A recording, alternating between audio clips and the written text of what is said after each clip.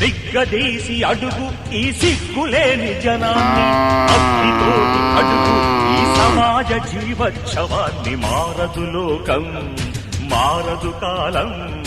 ఈ వీడియో చూడండి.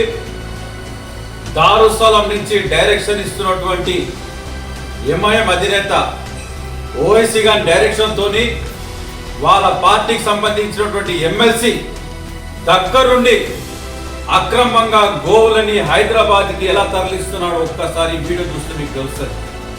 తనకున్నటువంటి అనుచరులని అందరినీ కూడా రోడ్డుపైకి తీసుకొచ్చి గోవులని స్లాటర్ హౌస్కి తరలిస్తున్నారు బక్రీద్ సందర్భంగా.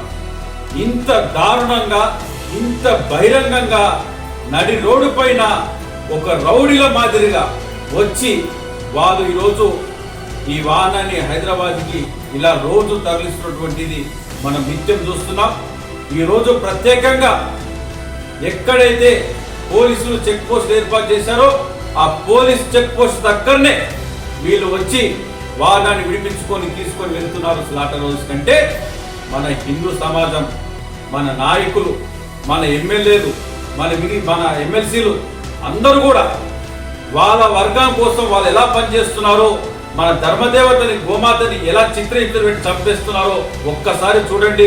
మనం అందరం కూడా గోవులను రక్షించడం కోసం గట్టిగా పనిచేయాలని చెప్పేసి మనం ఎంత మందికి చెప్పినా కూడా ఒక్కటి కూడా మైండ్కి ఎక్కడం లేదు. దయచేసి మన గోమాతని రక్షించడం కోసం అందరూ కూడా ఒక్కతాటి మీదకి ముందుకు వచ్చి పనిచేయాల్సిన అవసరం ఉన్నది.